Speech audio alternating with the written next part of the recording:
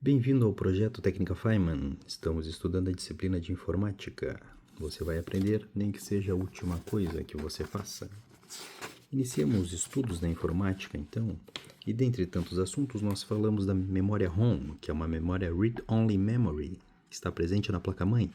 É um tipo de memória não volátil, e dentre os tipos possíveis de memória ROM, tinha uma conhecida como EEPROM, a qual só é possível ser apagada eletronicamente, mas a informação relevante é que ela origina a memória flash. Com base nesta informação e nos tipos de software que nós estudamos na aula passada, por exemplo, o tipo de software firmware, que compõe a BIOS da ROM, ou seja, uma programação em baixo nível, hoje nós estudaremos exatamente a BIOS. O que raios é a BIOS? A BIOS é um tipo de memória flashing da memória EEPROM. A atualização. Ele é basicamente o tipo de software dele é como se fosse o software firmware da memória ROM. É um software que controla a placa-mãe. Isso aqui é a BIOS. Nós temos aqui duas coisas, então. Nós temos o POST e o SETUP. O POST é o teste de inicialização. Significa Power On Self Test. É o teste POST. É aquele bip que faz quando você liga o computador. Quando você liga o computador, a BIOS está fazendo um teste em si mesma de inicialização. Enquanto que o setup é a configuração do sistema, é a famosa tela azul.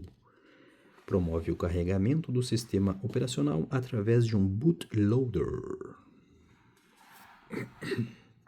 Então, essas são as principais informações com relação a BIOS. Antigamente era feita pela CMOS com bateria. Atualmente isso não é mais feito, mas enfim. Então, essas informações com relação a BIOS. Isso a BIOS normal. Agora, a nova BIOS é conhecida como UEFI. Basicamente, ela permite suporte HD de 2 terabytes. Essa é a grande diferença da nova BIOS para a velha BIOS. Um suporte para um HD de 2 terabytes. E com relação aos sistemas operacionais, vamos estudar agora eles são basicamente a interface entre usuário e hardware. Nós temos então a interface sendo textual ou sendo a GUI. Sendo textual é o tipo DOS ou Shell, onde temos prompt de comando, você irá digitar para poder se comunicar com o sistema. E a GUI ou a GUI são ícones e pastas e janelas, é uma interface gráfica que nós estamos mais habituados, não é mesmo? Com relação ao gerenciamento de recursos. Então, nós temos uma tarefa, nós temos um programa. O programa nada mais é que um arquivo em uma pasta. É assim que ele é acessado. A tarefa ou o processo é o programa em execução, enquanto que o fio ou a thread é a unidade de execução do processo. A memória ela poderá ser física, no caso da memória RAM, que é um tipo de memória volátil, ou ela poderá ser um tipo de memória virtual, no caso do HD e SSD.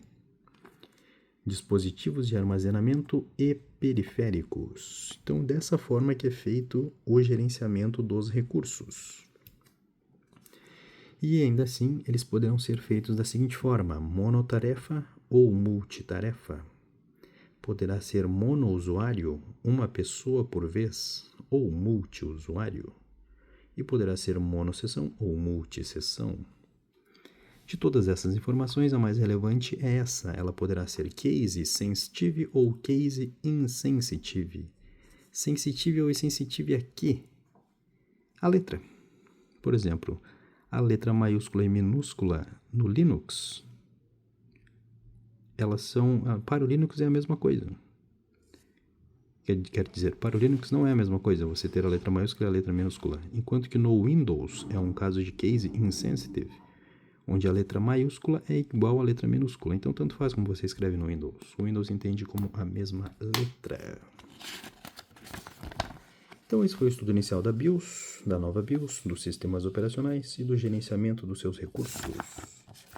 Para finalizarmos esta aula, vamos estudar a arquitetura do sistema operacional.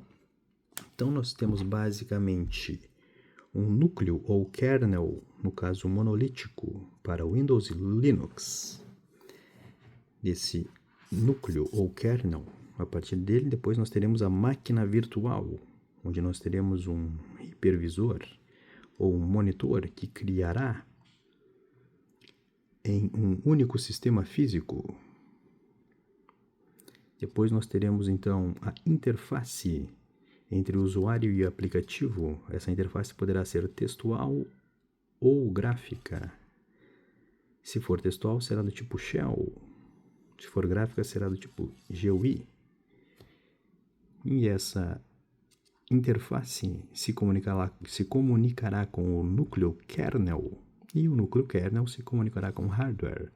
É nesse ínterim que o sistema operacional funciona, na interface entre usuário e aplicativos. Basicamente é isso. Então, é possível criar máquinas virtuais em um único sistema físico. Você pode ter mais de uma máquina virtual.